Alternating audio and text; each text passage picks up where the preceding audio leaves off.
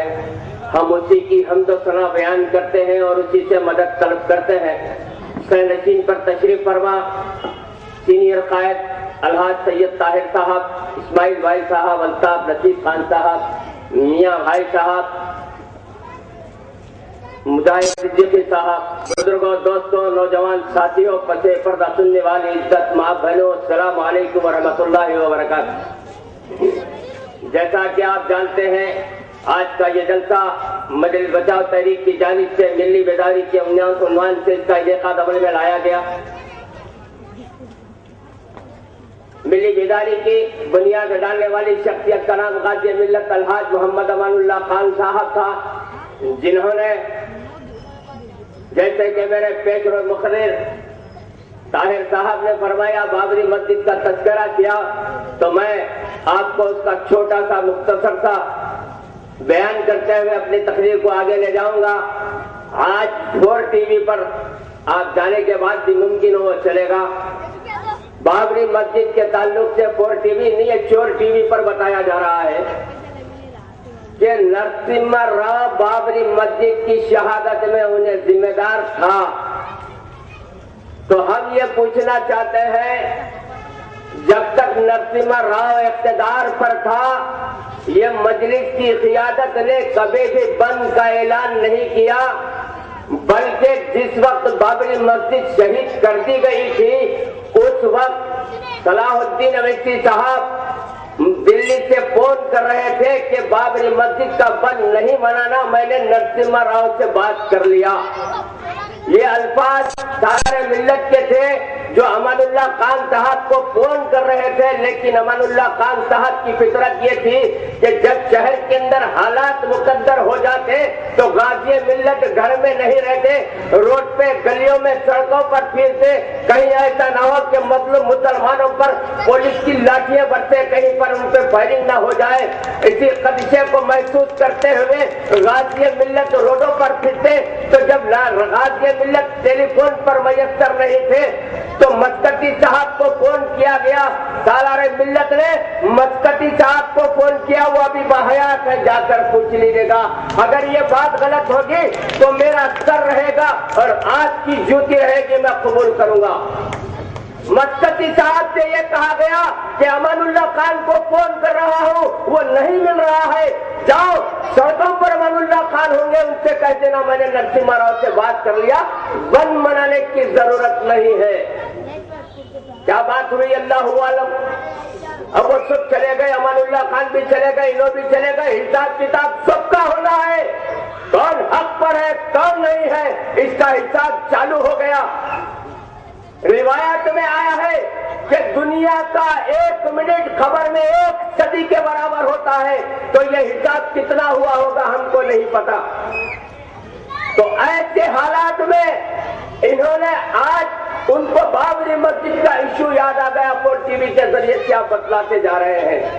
ارے اللہ نے ایسا انتقام لیا، ہندوستان کی تاریخ میں کوئی ایسا پرائم منسٹر نہیں ہوگا جس کو راج گاٹ نصیب نہیں ہوا ہوگا، مگر یہ ایک منحوس اور بدبخت پرائم منسٹر ہندوستان کو ملا تھا، جس نے ہندوستان کے ڈیموکریسی کو، جمہوریت کو پامال کیا، تو اس کی سزا اتنی عبرتناک اللہ نے دلایا کہ اس کو نیکلس روڈ پہ چلایا گیا، تو اگنی بھی اس کو قبول نہیں کری، اس کی لاش کو کتے کھینچ کے کھا رہے تھے۔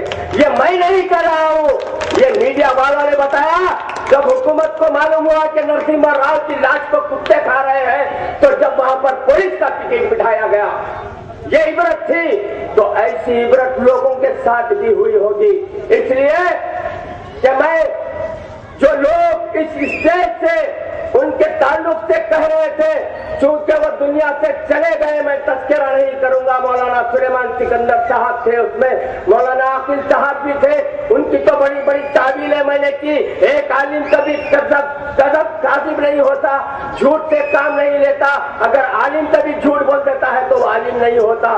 میں نے یہ بحث مباحثہ اسی اسٹیج سے وہ علماء سے بھی پوچھا تھا، لیکن آج بدبختی کا ماحول ایسا ہو گیا، مسلمانوں منبر رسول پہ بیٹھا جا رہا ہے، وہاں پہ کیسے کیسے قوم کو ورگلانے کے لیے، قوم کو لبھانے کے لیے یہ بیانات کیے جا رہے ہیں کہ نعوذ باللہ من ذالک، میں نے نبی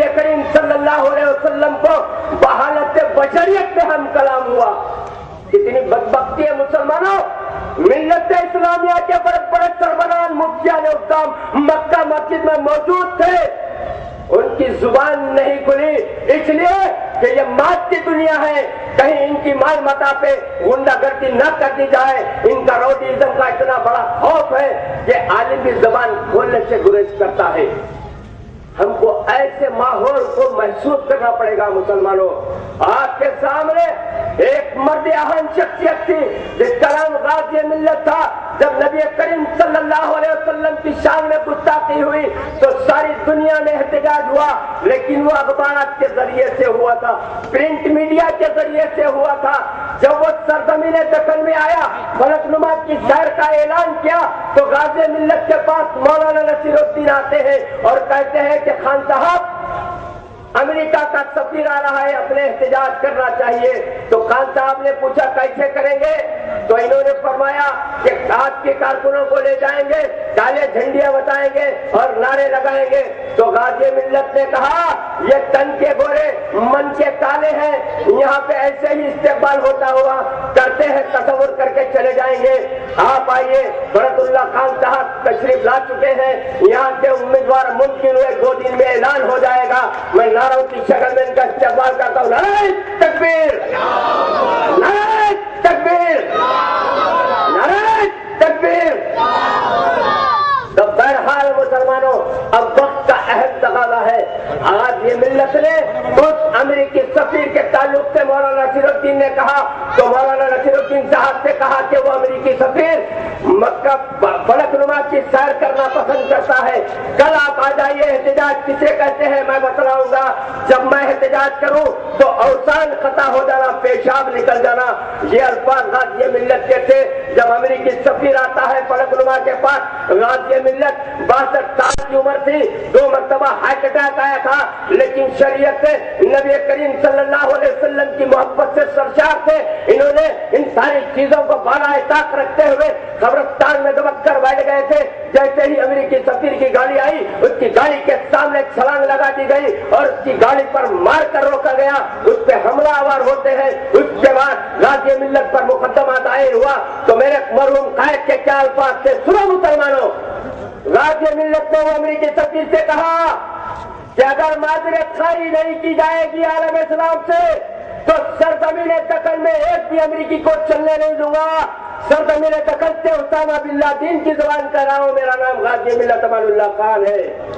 36 घंटे नहीं गुजरते मुसलमानों, अमेरिका से ऐलान होता है आलम इस्लाम के मुसलमानों के हम माजरत हैं। इसे क़ियादत कहते हैं मुसलमानों, ना कि अपनी पीठ पे सोटे बजाने के रैपिड एक्शन फोर्स वाले रिबिट करें तो असेंबली में पीठ उठा के बताने वाले खायर मुसलमानों की नुमाइंदगी नहीं कर सकते। जो अपना तहफ़्फ़ुज़ नहीं कर सकता तो वो कौम का क्या हिफाजत करेगा मुसलमानों। आज आपको गौर करना है, हमको गौर करना है। आज वक्त का अहम तकाज़ा है। चूंकि मुक़र्रिरीन इकराम ज्यादा है, मैं आपका वक्त न लेते हुए मैं आपसे मुअद्दिबाना दरख्वास्त करता हूँ, अदबन इल्तिमास करता हूँ। ये एक दिन आपके लिए बहुत ही अहमियत का दिन है। एक मर्तबा आपका कुछ जाने वाला नहीं है।